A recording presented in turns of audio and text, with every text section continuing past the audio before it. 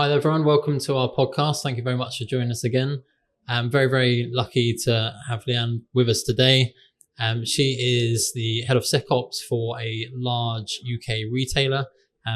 You've probably seen her podcast, seen her on LinkedIn, and has a lot to talk about today around her experience from outside of cyber as an anthropologist. Yeah, cyber anthropologist, yeah.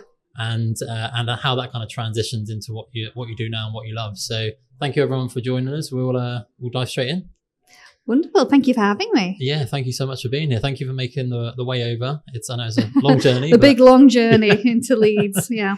Just down the road. Lovely. But yeah, thank you so much for coming along. A lot of the people I've done these with, I've got a bit of a history of in the past, and I've known them for many years. But one of the guys here introduced us a few months ago. Actually, January has flown. I don't know about you. Yeah, close my eyes and open. Oh, it's February. Yay!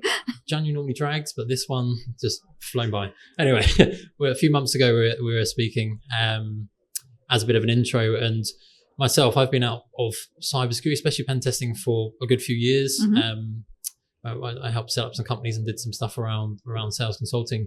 So for me, the real kind of kicker of this is just to speak to people and to kind of get to know a bit more about themselves, what they've seen over the last few years, what you kind of see going on in the future, and then talk around a few different points of interest for yourself and what advice you'd give to people in the future. So yeah, I'd love to maybe get your thoughts on what has kind of happened over the last few years in cyber, because it's been a bit of a mad world. So how's that kind of impacted things? What have you seen? And then a follow on from that, like what are your thoughts for the future of cyber?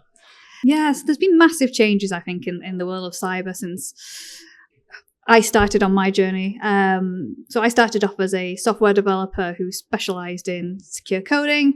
And then I got into the SOC as a SOC analyst, and then into security transformation to the role I'm doing now, which is head of security operations. And it's given me a really good insight to see, because I still keep my hands in all those areas, being the head of security operations. How things have changed since when I was actually doing the do to actually leading a function now. And what I'm seeing is the work is definitely getting harder in some areas and easier in others. So it's getting harder in terms of volume and the kind of level of threats that are going out there at the moment, that it just seems so unrelenting. But our saving grace is the tooling has really been there to kind of help us. Nice. But there is still that element that I'm seeing kind of consistently, which is alert fatigue and things like that. And obviously that's a massive concern, because as soon as you take your eye off the ball, then you've got trouble. Happens, yeah. That's when it gets hit. There is still, I think, and it's getting better, a little bit of difficulty getting buy-in from kind of the C-suite above about why security is important. I read an interesting article a couple of days ago, and it was from a ransomware negotiation company. Mm-hmm. And they were saying actually customers paying ransom has gone down to 29%. So when they first started doing the study, in 2019, it was around 89% of companies were paying ransomware. Most are just paying it. Just paying it. And they said that's dropped dramatically last quarter to 29%, which is fantastic. Now they're saying it's because people are getting a lot more savvy about their backups. Which is great news. Which means that they're less likely to want to pay because we've got robust backups. It's fine. It's not a big deal. And also because the news stories have been going around saying that ransomware gangs are not paying when not returning the data, not keeping up to their promises of not releasing the data. And then also, I've seen them then selling it on and giving it to other people, so they're not directly actually doing it again, but someone else is doing it and they're profiting off that as well. Yeah, exactly. So I can see why that mistrust is. But what kind of saddened me about that story was it wasn't the cybersecurity team that have been communicating that message effectively, going, great, have good backups because it's gonna serve as well. It's the mainstream media. So it's not tech media, it's not cybersecurity news stories or anything like that. It's, your likes of your BBCs, your Guardians, really publicizing this message.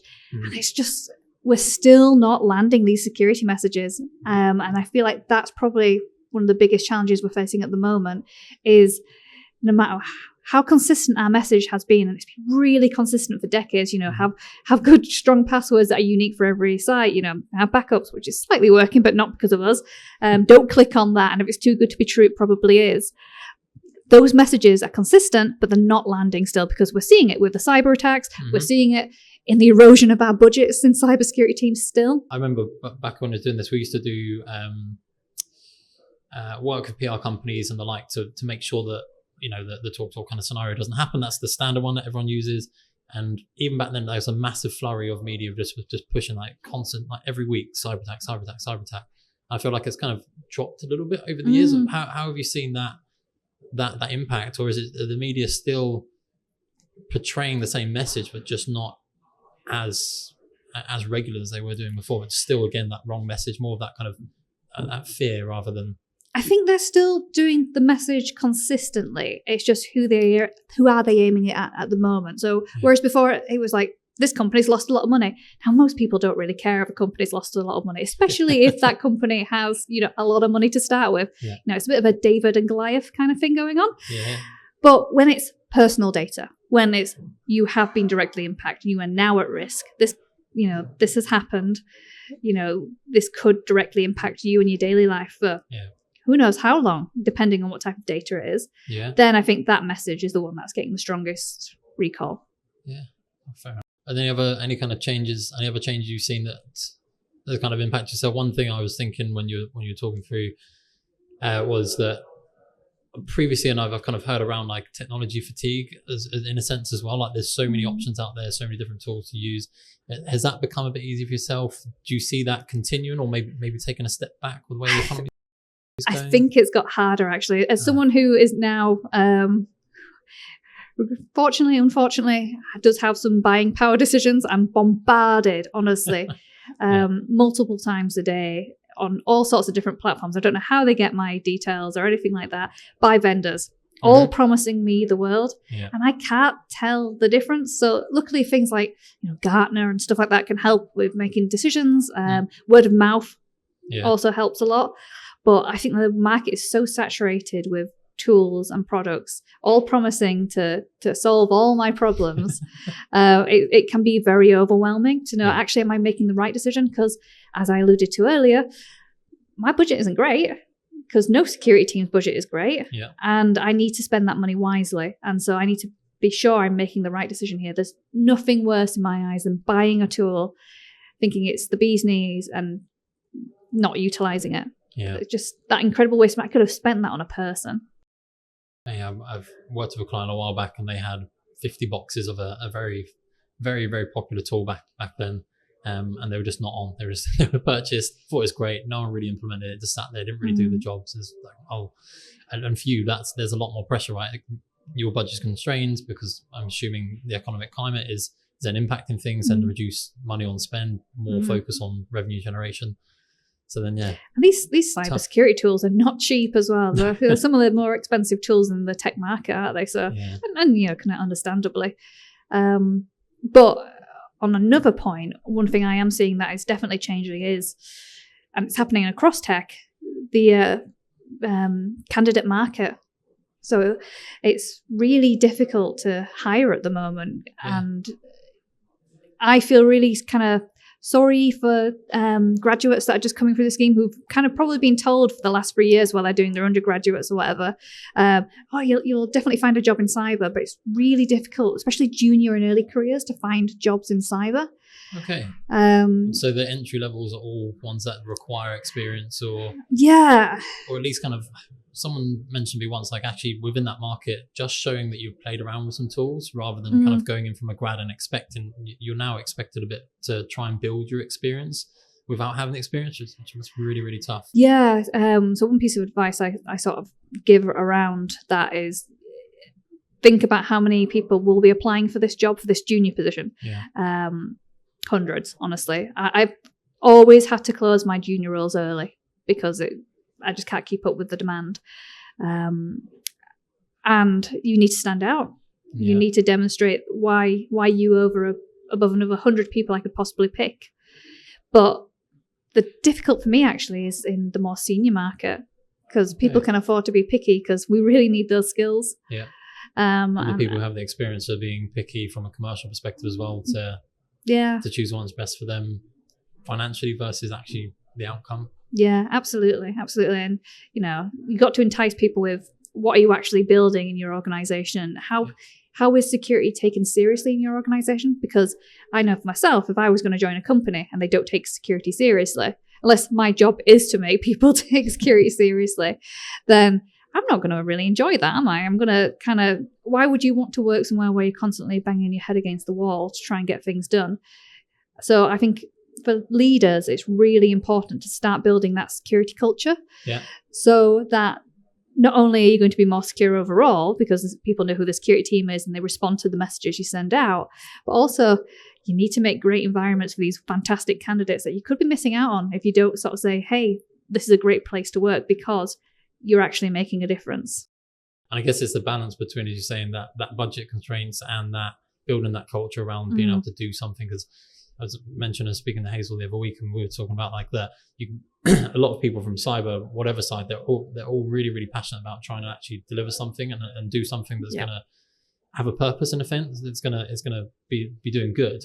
I find that it's all about moving the needle forward. Yeah. With the work we're trying to do. I don't ever promise to anyone that you're going to see the end result, as in project work in my world is few and far between. I'm lucky at the moment that I'm building a whole function from scratch. Mm-hmm.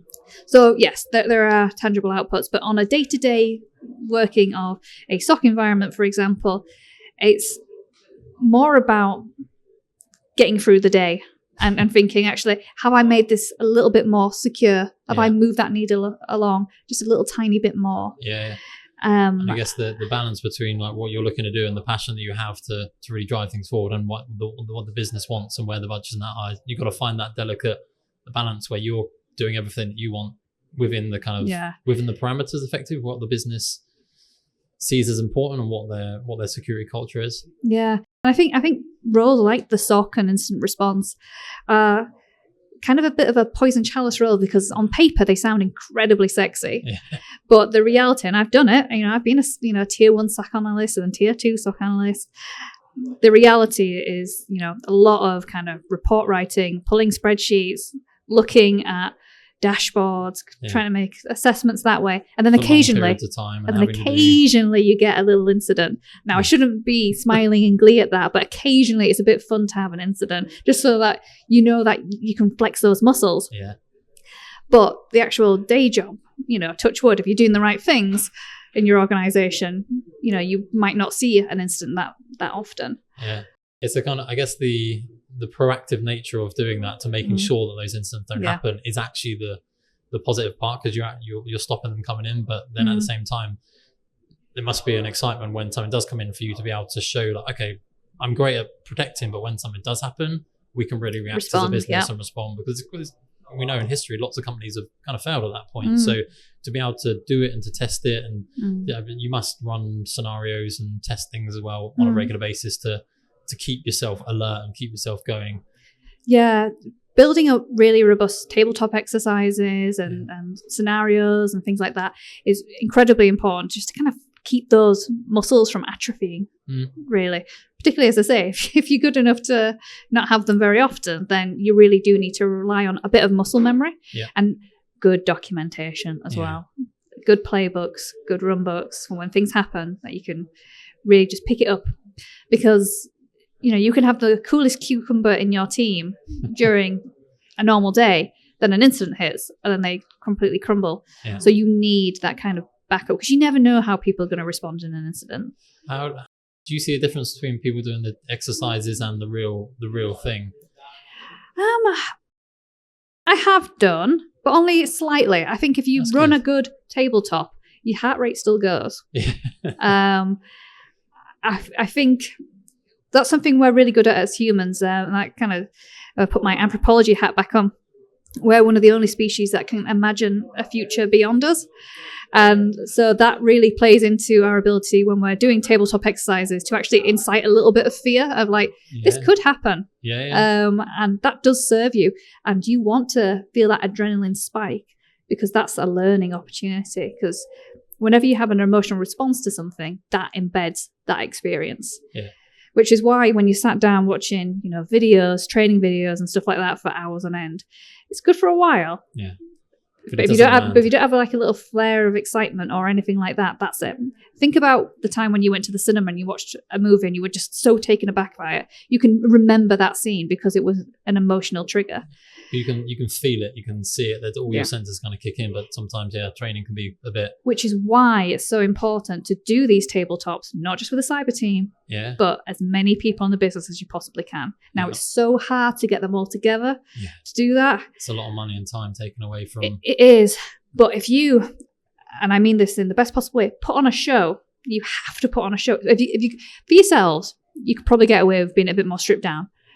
Invite any execs or anyone from the business. You've got to make it so worth their time. You need to put on a show. Yeah. 100%. And I would recommend, definitely looking into, if I was writing a script about a heist, how would I go about doing that? What would be my twists and turns for that to make it really interesting? And I actually heard on another podcast today that some companies in America during the writers' strike actually hired script writers in to do tabletop exercises with them. That's cool. Because they couldn't actually work on film and TV during the strike. So they managed to do this as a job, and they were literally just sat in these meetings. They knew nothing about cybersecurity. But they would put in checks and go, well, what if this happened? Yeah. And what if this happened? And I think that's a fantastic way of approaching things. Can you imagine like how excited people would be? And instead of people going, oh, I've got another cybersecurity tabletop I need to go to, people would be like, oh, next week, guess what? I've got a cybersecurity tabletop I can go to. Yeah, I can't wait for the next one. Yeah. We did a thing a while back, and on that, I think it was really exciting. But then there's the parameters of making sure that everyone is aware. I think in that situation, there was basically kind of took over, but sent email of we have your email to everyone, and it went a bit. I think everyone got involved. And there was a lot of adrenaline, a lot of excitement, but then it got to the point of like, okay, well, people start having a call like the authorities and that. It's like, well, hang on a minute, this isn't real. This isn't real. Just making sure it's staged in that way, but then I say as exciting and maybe not too aware that people are looking forward to it and actually not thinking, oh, it's just another one of these things we have to do for a policy. This is actually enjoyable and look forward to the next one. Yeah, absolutely. I'm looking forward to seeing what they look like. So what are your thoughts on the future of cyber? Where do you think things are going in the coming years? I guess from being in this perspective and from with your anthropology hat on as well. There is. I'm gonna say this, and it's very buzzy at the moment, but AI really is going to have an impact. Yeah. So when I put my anthropology hat on, which I usually do for security awareness, to be fair, when I put my anthropology hat on, I think about, okay, so how do I teach people about phishing, what to spot, what to look out for? AI has basically just taken all that kind of good stuff that I've been honing and just thrown it out the window and said, I can replicate a human way better than most people can probably do anyway. So we're going to have to really re-examine the communication that we have with people, because I can't tell you if that's fake or not. Some people say like, oh, you can tell. Eventually we won't be able to tell. No. It's going to get better and better, and it's going to present unspeakable challenges for us. Now, I think it's us keeping up with it, because I use it from a generative AI perspective, and I feel like I can notice certain things because of the time and effort I'm putting into it, and I kind of see that. And you start, humans, we pattern recognize all the time similarities, but as you say, as it grows and as it gets more advanced, it's going to be really, really tough to identify that. And even keeping up with the technology, will we be able to tell the difference? And how can we stand above that? Well, what makes me laugh is, you see all these industry surveys and surveying CEOs of companies going, oh, do you think AI is going to have an impact on your organization in a couple of years' time? It's like, oh yeah, I think so. It's like, guys, which tends to be honest, guys, it's already there. People, what's interesting about the AI revolution is that it's bottom up. Yeah. People on their individual devices, not IT steer, are already using this stuff, either with your knowledge or not. Yeah. And the genie's out of the bottle. So I'm not one for banning things. I'm one for negotiating, understanding what's the business case. I think this tool is going to be too important for us to ban, but we definitely need guardrails. Yeah, that makes sense. We had to talk about that a few weeks ago, and AI seems to be that conversation that is just, as you say, it's bottom up. It's not something that's been put in front of us and we have to deal with from a top-down perspective. People are using it and trying to find ways to make their lives easier effectively. It's all about productivity gains. Yes. I've obviously it is being used maliciously, but in the workplace, it's about productivity gains, which can all be a positive thing. Which is why I'm very hesitant to say ban it and then we'll figure it out, because we're missing out on so many great things. And particularly in the cybersecurity team as well, I want people to use it for productivity gains. Because what I was alluding to earlier about making sure when I'm hiring people that it's going to be a fun environment for them, I don't want them to do the boring stuff. Let AI do the boring stuff, and then they can focus on the stuff that humans are inherently good at. Yeah. I think the more the analytical, the data type side of things, especially from a SOC analyst, it can be, speaking to people who've gone through those careers, and like it can be quite boring in a sense, because it's very monotonous and it's repetitive, but actually removing that layer using technology and then actually focus on the things that are more enjoyable. I could only do it for a few years because I pulled my hair out. I was so bored. I don't think I could. It was a cool job. There was cool things going on, but the actual BAU stuff, I was happy to move on from there. Yeah. Outside of the AI as a kind of future, is there anything else that you see kind of impacting cybersecurity or SecOps specifically? I would like to see, and I hope it is going to get better, that the CISO role has more of a seat at the C-suite table. Now, the C is in the name, but I know in a lot of organizations, they're still kind of one rung below the exec level. And I think that is causing problems. And whenever, there's a kind of question around, slashing budgets and things like that, that's basically the business saying they're happy to accept that risk. And you need someone to fight and actually say, we need to find where the right risk level is, not just accept it. But the problem is with security, and I'm sure your listeners will agree, is how do you prove that this is working? How do you prove that last year's budget was keeping you safe? If nothing really major happens last year, how do you prove that was because the money that was invested, or you were just lucky? And that's a really hard narrative to sell when you're dealing with business people who want to know, if I put this money in, that's my return on investment. What am I going to get out of it? And that's a really hard conversation to have. So I'm hoping that the CISO role has a bit more prominence. I was thinking, the tools that we're using and maybe that elevation of the role in the future make it easier for us to then kind of like look at what that impact would be to the business and what the return is. I know there's certain things, and when we went and started creating a tool a while back, we wanted to make sure that we were mapping the threats and the kind of the commercial, the financial impact, and what that would be to the business. So I've not checked that tech stack at the moment, but I'm guessing as the technology develops, it'll become easier to say, well, actually, if this happened, and you've invested this money, because normal IT budgets, there should be X amount within for security, right?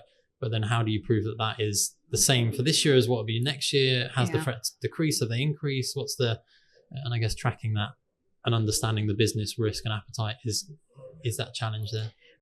Absolutely. And I really do think money talks when it comes to that. That is a very good convincer. This is how much it's going to cost, but this is how much we'll save if something happens. And about selling it as a value add as well. Security is a value add rather than just a compliance piece. It's beyond security. It's about reputation. It's about building trust with customers. It's about keeping the business ticking over so that we don't have any downtime. And then again, don't annoy any customers if we've got downtime and things like that. It's about selling security in a different way rather than just, me and you talking about security going, oh, we know why we're doing this because of this and that and that. But the business don't really care about that. What they care about is, where is the next profitable element of my business going to be? And that's building. Now, security don't really build things in the same sense that applies to, the software development department, for example. They're not feature-led, not feature-driven. And so it's really hard to kind of get those security tickets on the backlog when you can't actually say, I'm going to improve your revenue with customers. But you can say, it will improve your revenue with customers because, good, strong code is less buggy in itself. Mhm. So good, secure code is less buggy in itself. But also, that reputational piece will come along with it. And if you can honestly, hand on heart, say as an organization that we really do take your security very seriously, which I know is a mantra that they all throw around as soon as they're breached. But if you can actually look yourself in the mirror and think, actually, we are doing our very best here with what we've got, then I think that's different. I just wonder, how can you differentiate against the noise? From the AI thing, there's so much going on, there's so much noise there, but then also everyone's saying the same sort of thing. How do you really differentiate your business versus everyone else's? And as you say, it's really tough to track that financially, to say, well, this is your return on investment. How do you make that noise that really shows that you are delivering value? I would love for security teams to get in with the marketing teams and say, hey, actually, we designed this really cool logging in feature. And it makes things a lot easier for our customers and they're safer. Why don't you put that in your next press release? Okay, yeah. So go about Bring actually it back. selling the features of security. It doesn't have to be like a major press piece. It's not like I'm going to sort of YouTube ads and all of a sudden, a company's just going to be like, oh, look at this cool login. No, but like tiny little murmuring. So if anyone kind of looks up that company and goes, actually, they're talking a lot about security. Yeah. They must care about security, which is not really what a lot of organizations are doing. A lot of organizations lead with, my product does this, but not my product does this. And these are the security features behind it, to make sure that we're keeping you safe. That's interesting. I've seen people talk about the technology, like, tech stack, and some companies actually publish a tech stack. So this is what we've got.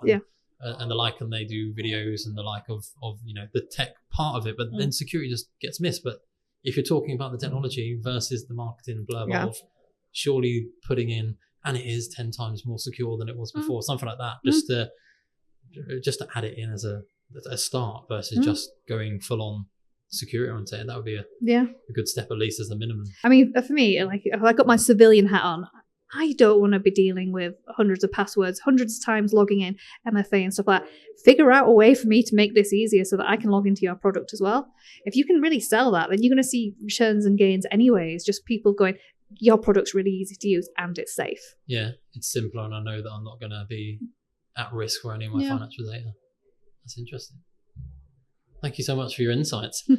Our next part the segment we tend to go on to is more focused around, what are you really passionate about? And I know you're doing a lot of different stuff, so I won't jump into it too much. But yeah, I'd love to hear what your topic of choice is, and let's kind of dive into what really excites you about that.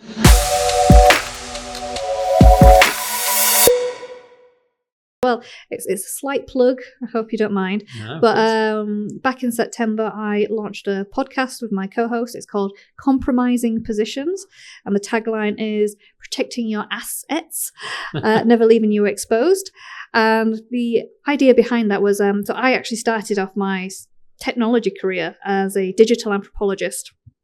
And I've been using that throughout my career, all the different hats I've been wearing, to the point where I am now known as a cyber anthropologist, so applying the principles of anthropology, which is the study of culture, how they are formed, how they develop, and how they eventually collapse, and applying that to cybersecurity practices. And that's all the way from end users, to customers, companies, and then the security team themselves, and including hackers as well. There's quite a lot of research around that as well, about how their cultures are formed.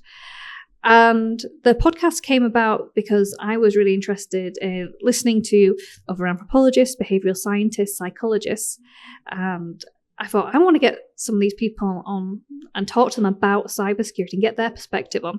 So the kind of unique selling point for this podcast is that it's a cybersecurity podcast, but we never interview anyone who works in cybersecurity.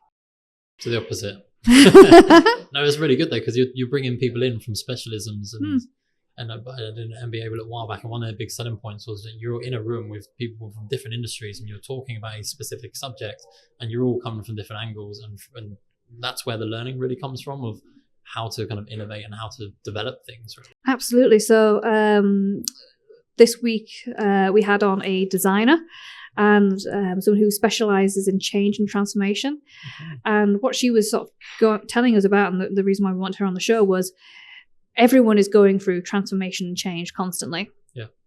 And as soon as anyone, if I move my cup from there to there, that's a change, and it'll either upset me or not, depending on the type of person I am.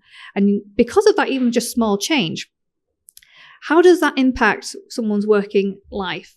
And how will that, so putting the cybersecurity angle on, how will that impact how I view cybersecurity controls? Am I going to be really annoyed because someone's moved my cup, and then I'm going to start doing kind of, rebellious behavior, not necessarily malicious behavior, but rebellious behavior. I start thinking, I'm just going to use the same passwords and stuff like that.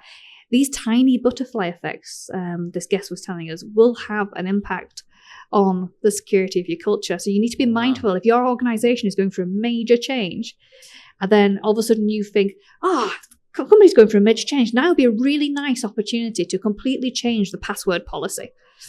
Don't do that. Yeah. It's just another layer of change that's going to stress people out. Exactly. And they will rebel and ruin those security controls for you. And so it's been a really interesting journey to get these people on. So we also interview people from tech backgrounds, but obviously not cyber. So, you got your devs and people working in data and things like that. And one of the kind of regular kind of questions we ask is, what's your experience with the cybersecurity team? And how would you like the cybersecurity team to treat you? Yeah. Instead of the top-down, actually, what would be more appealing for you, and get it to work for those. Do you find different things for different teams, or are you seeing as a collective, lots of people just have the same way they want to be treated? What's been really nice is that we, as a function, the cybersecurity function, is not the most vilified function. I went into this assuming, that we were probably just going like, security would say no, security are a blocker. No, there's other worse departments, thankfully. So that was a good positive to take away. But cyber's become cool over the years, right? So actually, it's I don't know. Yeah, I think it's less of that. It's having to do this, having to do that. Maybe the kind of mainstream press has kind of put an air of cool around it as well, that just has made it less. Yeah, potentially. But what I really kind of enjoyed seeing is, yes, different teams need different kind of feeding and watering, as it were. Problem is, our messages are kind of one size fits all, which is probably why it's not landing. Yeah. Because if I've got a message for, say, the dev team, but then I'm using that same message for the dev team, who are highly technical and probably can manage quite a lot of stuff themselves, and I'm saying, hey, contact center, call center, here's the same cybersecurity message. And they've got deadlines, they're constantly on the phone, they've got all these tabs open, shared kind of resources, so maybe they've got shared passwords and things like that. That message is not going to apply.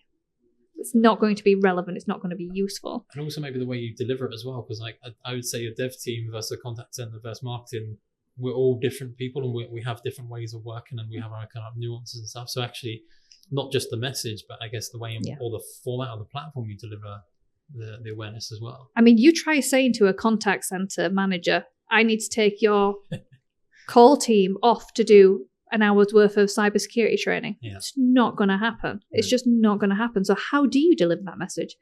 Thinking about delivering micro messages, but you really got to boil it down into what actually is important. And you only know what is important when you actually speak to these teams. And that's where this anthropology comes in. So one of the main principles of anthropology, the main research methods, is something called participant observation. Okay. Now, the participant word is key. It means actually getting involved. So it's not just observing, not just passively observing, but you're actually getting involved in those teams. And we don't do that enough in security. When was the last time we ever went up to any team and said, we're about to put this security control in place.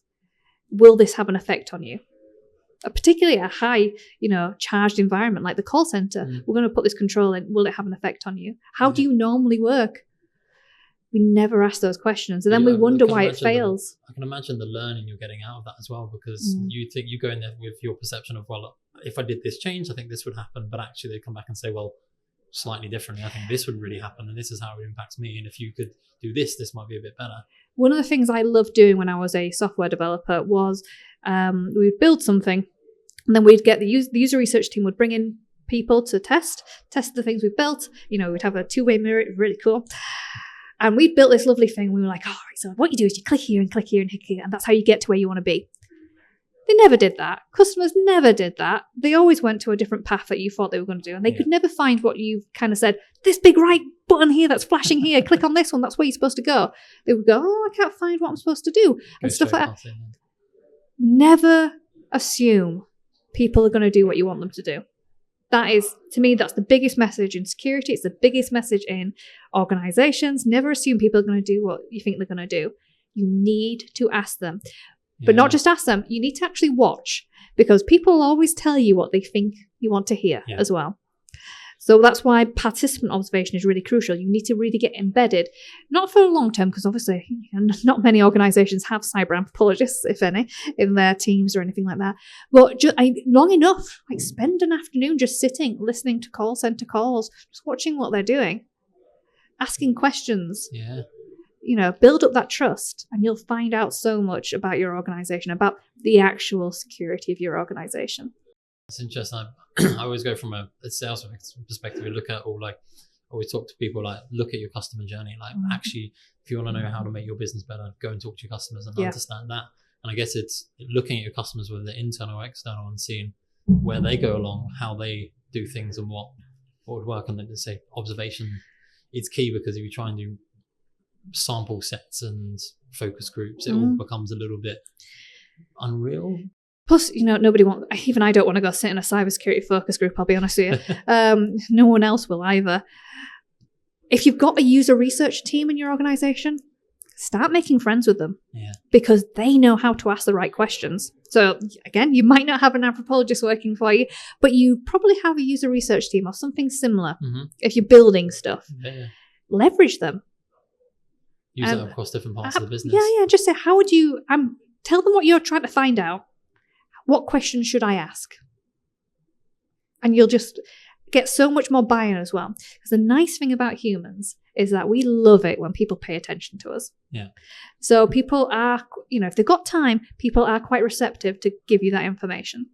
People love to talk about themselves. Yeah, exactly. Well, right? So and moan and complain. So give them that forum to do so.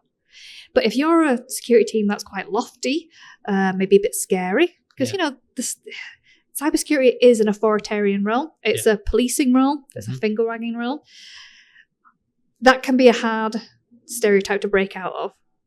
So one of the key things I say when I talk about cyber anthropology is you need to make sure that you're starting building up your reputation as an approachable team, someone people can come to. Yeah. If something does go wrong, if they click on something, they're not going to be scared about, punitive impacts. They're not going to get fired for this. They're not going to be told off for this. Yeah. You just need to know about it so you can deal with it. Become more open and upfront to sharing, I guess. Yeah. I remember, I don't know if you know Vicky Gavin, used to work at The Economist. I think what they did there, obviously the paper, the magazine, I think people get involved in like writing articles and just trying to find a way to get people involved in cybersecurity from the kind of ground up, as you say, like giving it to them and then seeing what they do with it and then bringing it back and then kind of sharing that with the business. One thing I did at one organization, I'm hoping to bring it back into this one that I'm currently working at, is people loved seeing the stats. They loved seeing how many pieces of phishing emails, genuine phishing emails we got in the organization, how many we blocked as a team. They liked seeing that. They liked seeing how many got through. They liked seeing how many of these emails had malware attached to it. They loved seeing those stats. And it was the feedback we used to get. We used to probably publish it once a month, so it'd be monthly feedback. And they're just like, I had no idea you were that busy. I just thought, it'd be like one attack a week or something. Like, no, it's a lot. Because you're doing all that proactive protection, right? Yeah, and people just don't really know what you're doing. And as we go back to the point earlier on, is showing that return on investment and actually bringing numbers back and say, these are the things we have done for the business. So, we're not just there to tell you off every time you click on a wrong thing. But it's telling a story. It's like, what I would always end the comms with is like, every time you report this, you are helping these stats. You are helping make our job easier. Helping other people as well, because they may come across it and they may be new, they may not know. If you're not sharing what you've seen that's come about, someone else may. Yeah, absolutely. And we were lucky enough that one day the CTO had a really dodgy email. And I still to this day can't work out what the scam was, but it was definitely a scam email.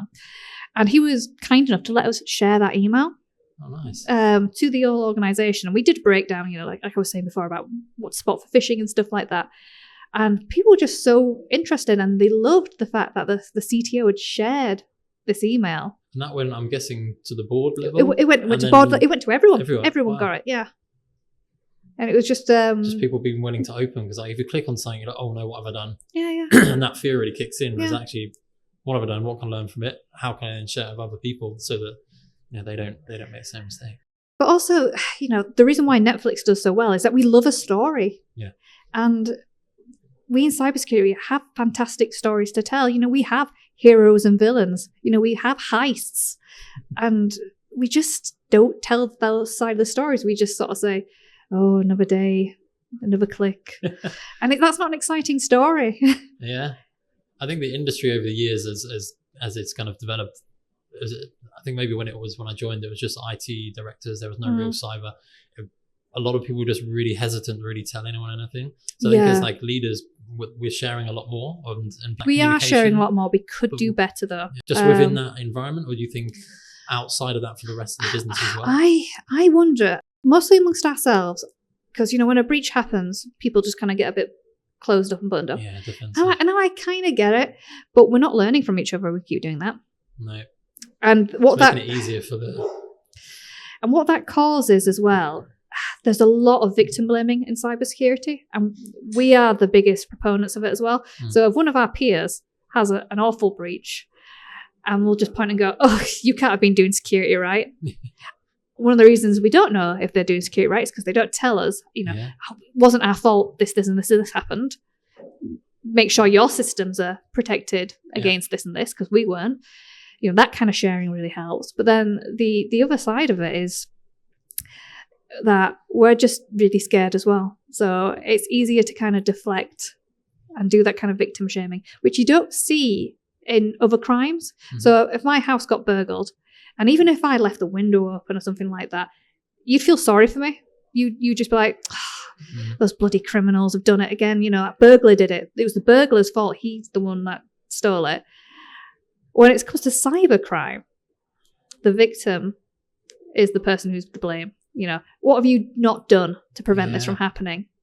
And that causes a really interesting way that we communicate about cyber.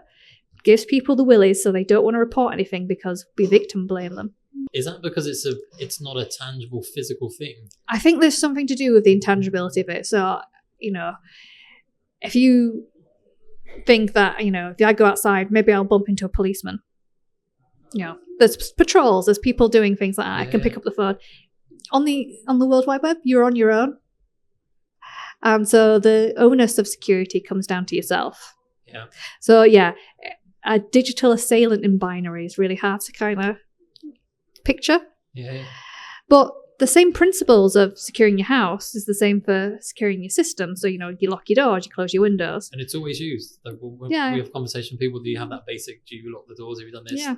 So we link it to physical, but actually when something does happen, we have that kind of negative kind of impact versus that, a victim kind of concept, which is actually what it really is. And that's why they say the stats, the actual cybersecurity attack stats are actually really a lot lower than they probably are, because people just don't report these things. There's so much shame involved in being part of a cyber incident that people just don't report it, big and small, so individuals all the way down to big companies. And so the people on the podcast you've had from different areas, have they been part of incidents or clicked on things, and have they then shared, or has it been more about the not knowing what to do, or is it still that shame? Yeah, so when I've had people in, so behavioral economics, behavioral scientists, and it's about, I've been sort of prodding them to sort of say, you've worked in organizations yourself, so you've done, for example, security awareness training. How would you apply things like nudge theory into security awareness training? Being choice architects instead, and helping people make good decisions rather than the bad decisions, but still making people feel like they have the autonomy to make those decisions. Okay. Now, yourself, remember when you were a teenager and your parents told you to do something, you wouldn't do it. It's exactly the same in the workplace. nobody likes to be told what to do. But if you can make them feel like that's their decision, they tend to want to do it. So planting that seed so it's a personal thought rather than the kind of authoritarian and like parents telling you off sort of thing. Yeah. I think sometimes it's flashing back to kids. That's when you're told not to do something, you do something. But potentially that's the way, don't do this, and they'll do what they should do. But well, before I got into the cybersecurity team, and I would say to them, well, why are we doing it this way? And they would say, because I said so. Now, because I said so doesn't work for your kids. It's not going to work for your colleagues. No. You want explanations, and the curious mind wants to know why. And actually, as I've kind of drawn upon quite a few times now, it's like that story is crucial. Like, tell that story, because people are just like, oh, I get it. Yeah. Really? And we just don't do that very well. How have you got any stories that you have told that have worked and have gone into the peaks and the troughs? And have you got any examples for the listeners that just, maybe not a real life one, but a kind of maybe a template or a thought to maybe inspire a few people? Yeah, so I've had a lot of successes of going in and, if you work in a big organization and they do like mass induction days where, so you have like one day where there's about 200 people or something, they maybe put everyone that's being hired in that month into an induction day. It's like this is a big corporate thing. Like this is us as an organization. This is your HR stuff. This is get on those as a cybersecurity person. Now, don't go on there and start saying, our cybersecurity policy is this, our acceptable use policy is this. Please don't do that. That'll bore them to death. But go in and tell them stories about, maybe times you've been hacked. We've all been victim to something, big or small. So unfortunately, I've got 3 stories to tell. So I tell them a story about when I got my first job out of uni. And I was working for an organization, a charity, and our IT was outsourced. And so we were constantly getting pinged with the Windows reminder, please update your systems, and remind me later, remind me later. It was a running joke in the office that we would all just click remind me later. Now, what we didn't know is that patch was to stop a very specific vulnerability that was being exploited in the wild. And then one day we came into the office and none of us could access our computers. Oh no. It all been completely taken down. Now, we were a charity and we were dealing with destitution. So people were coming into our service that had not eaten in days, made homeless, drug addictions, awful situations. So really impacting. We were offline for a week. Oh, wow. So we could not help anyone for a week. Wow. The snowball effect of that, and then say the butterfly effect of what that would have done. We were making jokes about like remind me later. And yeah. And then the seriousness, what really happened, and looking back thinking, oh my God, I wish I would have just done it. Yeah. So we were absolutely snookered there. And then more recent example, which is a good news story. It was Christmas a couple of years ago. I was on the bus and I get a ping from my 2FA from Amazon saying, hey, we'd like, authorize this purchase in Scotland, and I'm in Leeds. And I was like, okay. So obviously reject that ping. And that kind of stopped that attack. And just like little things like that, just telling little stories. And I think particularly from a cybersecurity professional saying, even stuff like this happens to me. Yeah, like, I think that's a good thing to be open and be kind honest. of none of us are safe here. So. Yeah. I was working in a company and I was studying and something come through and I clicked on and I was like, oh my God, what have I done? And safely that it was contained and stuff. But from that, it's just people don't like talking about it. Even just saying it now, I'm like, should I say it? Should I not say it? But it's that worry that you kind of like, well, something did happen, but I learned from it, and people have learned from it, businesses have learned from it. So actually, there's a positive at the end of it. But trying to tell that story, and I love what you did there. You've gone and said like a scenario in a workplace, and also like a personal one, because you got to make it real for people, because like your workplace, it's not my workplace. So actually, do we align? But when you put it to like the typical apps that everyone uses on their phone anyway, then that's just like, oh, actually, that's another thing as well. Yeah, never try and sell a security message as protecting the business. Just say these same principles apply that we're telling you for your personal security apply for work as well. So that's always a little line I put at the end, like, let me just teach you how to protect yourself at home, yada yada yada yada yada, and then this also applies at work. big do the same at work. Like That's all I really want you to do. So yeah, no one really cares about your company's security. And if you think they do, then you're sadly mistaken. But they do care about their own. And if they're doing good hygiene practices in their own personal security, then you're on for a winner, to be honest. So if you can sell the story that way. Yeah, they naturally bring that into work, and actually trying to make it more personal will allow them to, lovely. Well, we'll make sure we share the link of the podcast as well. Thank you very much. Give more people to have a look. But yeah, we were big in Denmark for like a week, and I don't know why. So you went viral with something. Yeah. So if any of your listeners are Danish speaking, can you go find some forum or something where we appeared? Very, very pleased. So Tark, Denmark, but I don't know why we were so big for a week. Let's have a look into that. But yeah, thank you so much for coming and sharing that Thank story you. and your personal passion. I love it. We've spoken before about it, and it's just, I love when people are passionate about things that they're sharing. Like, you don't have to be doing these podcasts. Like, you're doing it out of the kindness of your heart. You enjoy doing something, you're sharing with others. And I think it's the more we share, the easier life will be, effectively. Yeah, I've been very lucky. I've had some absolutely incredible guests, really wonderful guests. It's them that make the show. So I really would recommend your listeners, if you want to think about security from a different angle, these guests will definitely change your mind about a couple of things. Amazing.